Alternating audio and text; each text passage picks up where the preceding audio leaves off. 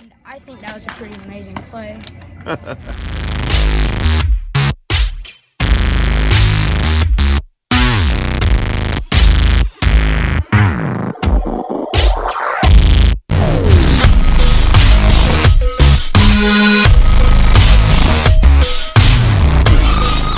So today's been a really kick-ass day so far. Got a lot of things going, a lot of irons in the fire, and going to be working on some things over the next few weeks that I'm going to be talking more about. Going to be talking about my training going into Tattooed and Strong, my diet, working with Paul George, and right now I'm getting ready to go watch little man play baseball. This is probably one of my simplest, greatest joys, is watching him grow and develop and, you know, just become a little man, and he's doing awesome. So, you know, I'm not going to be that parent that's yelling and screaming down his throat.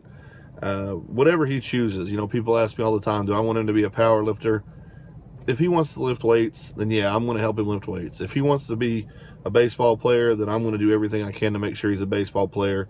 As his dad, you know, I'm going to be his biggest cheerleader, whatever it is. You know, not that he can do no wrong, but he's going to get every ounce of support from me that I can give. And yeah, it's time to play ball. So see you guys in there.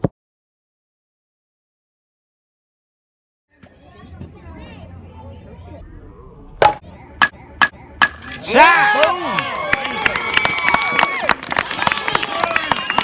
me what you were thinking on that hit. Well, I was thinking really it was just an easy. The pitch, it was right where I normally like to hit it. It was like A little bit up. Yeah, and I choked up a little bit, back a little bit, and then I had 2 strikes on me, which makes it even more cool. Yeah. What about that play at second? Well, I mean, first I get a good hit, and then I come back at second and get another good play. So, and I think that was a pretty amazing play. So, ball game is over. We won 7-1.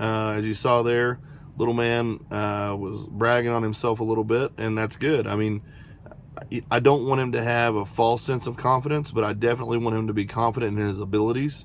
And when he does things well, I want him to be proud of himself. So, what he had done on the base path was he was playing defense, and the ball was hit.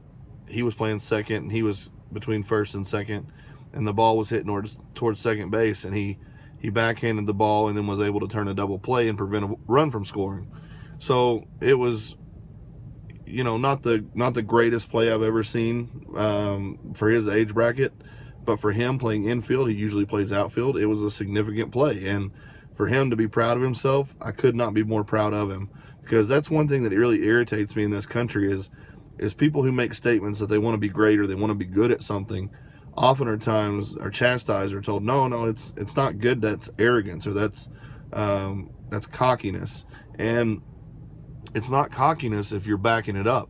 And, you know, he's not the type of kid that's going to go out here and tell you, oh, I'm the best second baseman or this, that, and the other, but he does recognize when he does things well, and I'm very proud of that. And I will never, ever try to correct him for being proud of himself or being confident in himself, because that's something, you know, I struggled with, was, you know, confidence growing up through high school and things like that. I was unsure of myself. That's why I got into powerlifting. You know, ultimately it was just a skinny kid, wanted to get bigger, didn't want to be the skinny kid anymore, didn't want to be called Bones.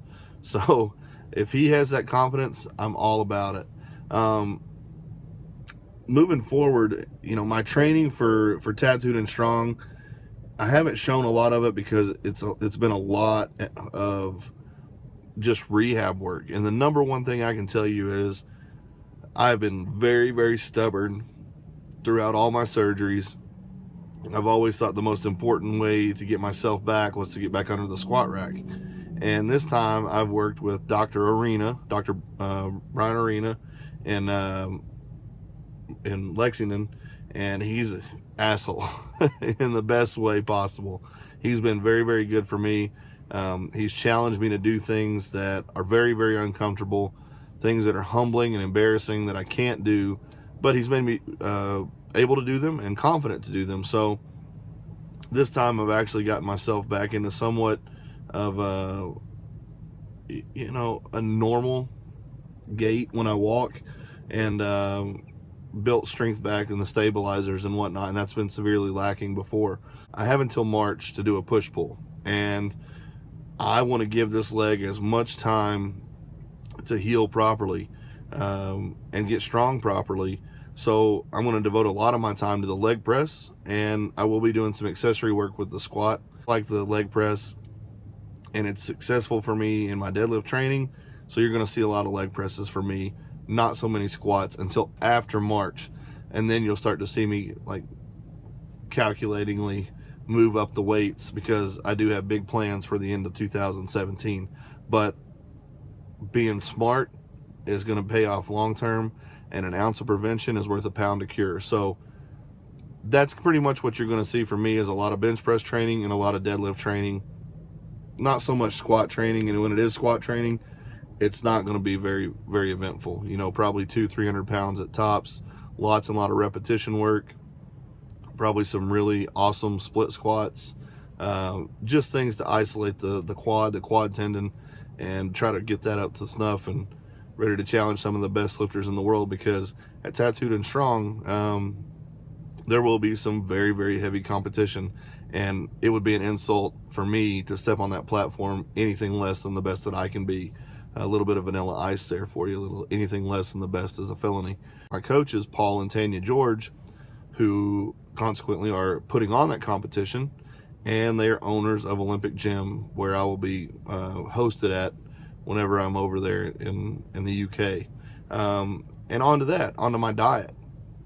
I approach them because I want the accountability factor. I want to look them in the eye the day of the competition and have them know that I did my best. Like everybody else in the crowd, I can pull a number and I can do or what they perceive as my best, and I could go home and never say a word.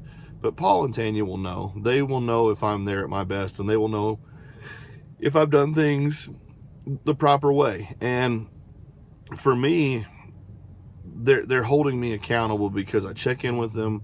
I respect them. I would go so far as to say that I love them as people, and it just means something to me to carry this through, because now I'm connected to them. I've said they're helping me, and if I show up there and I embarrass myself, well, then I've embarrassed them, because people aren't going to differentiate. They'll be like, well, he must have done everything they said. No, that's not true. I'm a human being, and I'm not trying to give myself excuses. I'm just trying to say that I want to do them proud, and I want people to understand the kind of people that they are, the kind of coaches that they are, and I want their business to flourish. Maybe because somebody sees that I did well, they'll go to them as well, because trust me, they are fantastic people to have in your lives for so many reasons. But more to the diet. I've always been a red meat guy as I prepare for competition. And man, I've been eating, in the past 10-12 ounces a meal, sometimes 4 to 5 meals a day at that rate. And you're talking upwards 3.5-4 pounds of red meat, specifically bison. And I love it. I absolutely love it. But as much better as I felt on bison than I did on beef, I'm a little bit older. I'm a little bit more conscious and aware of my health. So I want to get my weight down. I've been 330 to 340 for the past couple of years, and it's not a pretty 330 or 340 like I would like to be. I still feel that I look the part as a lifter, but I do not look athletic as I once did. And that's more the goal for me now, is to get myself in shape, get myself healthy, be strong, be competitive, but do this for all the right reasons and do this a better way. And I think if you ever think that you've done it all or you know it all, you're on the wrong track. So having given them all that information and letting them know that I'm pretty much a fat ass, they started me out primarily with my protein sources being whey, casein, eggs, salmon, chicken, and whitefish, being cod, tilapia. I think I'm going to steer clear of tilapia because it is pretty much understood and recognized that it's it's pretty terrible. So cod being a fish that I do like quite a bit, I'll be going that route. Wide variety of vegetables, anything and everything that's green I'm allowed to have. I love vegetables, so that was a pretty good point of news for them, because so many people don't. I'm going to be having potatoes. I specifically like red potatoes, some sweet potatoes, and jasmine rice. On my training days, I'm going to be around 4,500 calories a day, just a little bit over that. And on my off days, I'm gonna be around 3,800 or just a little over that, so about a 700 calorie variance. Right now, as I sit, I am just under 330 pounds. I was 329 and some change. You know, kind of if I lean right on the scale, I can be under 330 pounds. But definitely in the last couple of weeks, I've noticed a few things. Going away from the red meat, I'm not noticing the heavy bloat that I have in my stomach after the meals that I have. I'm feeling just a little bit of a lighter feeling. I know that sounds hard to understand or describe, but I feel better. Muscles are starting to pop again. You know, I'm starting to get some of that tightness back, where I'm training a little bit heavier, a little bit harder. And then also some of just my strength is starting to come back very nicely. Sleep, because of my schedule, the way that I travel, sleep is always a little bit of an issue, but I would say that in the past 2 weeks I've noticed I'm sleeping better. So hopefully that trend continues and things continue to get better and better and better. But here's the last point that I want to make. I'm sitting here getting ready to eat my meal. It's chicken and red potatoes. I didn't have any greens, I didn't bring them with me, but I have a hard time with the diet. You know, I eat pretty good, but the thing about it is so many people make a big deal out of everyday things. So for me, when I train hard and I get after it, and that's just what I do. Where I struggle is in the areas of hydration, nutrition. I would say, you know, I've talked about these 5 points before. You have your hydration, your nutrition, your training, your recovery, and your supplementation. And if you don't have those 5 things done right, you should never ever proceed to the 6, which is drugs. And I'll talk more about that in another video. It's something that's very, very important to me to talk about, but now is not the time. So of these 5 areas, I suck at hydration. I love coffee, I love sodas, especially diet sodas. And I know somebody is going to point out, well, if you like diet soda, you're going to die of aspartame. And if I've said this before, if aspartame is what kills me, then I need to fucking kill myself, because my life has sucked. So, you know, I want to live life, you know, and I don't think that a Diet Coke here or there is going to be what gets me. Being 350 fucking pounds and not athletic is what's going to be more damaging to me than having a Diet Coke, I believe. So that's why I'm trying to fix this. So hydration is a hard thing for me. The nutrition is not so bad. I eat pretty clean, but I also, when I travel, I like to enjoy myself. I like to indulge in some of the nicer, or not nicer, but just really good food in areas that I go to, because to me, the food in an area speaks to me. That tells me the kind of people that are there, the kind of culture that is there. So I like to enjoy the food when I travel. Recovery, I do a pretty good job of that. I'm big on massage. I'm big on chiropractic. I'm big on therapy.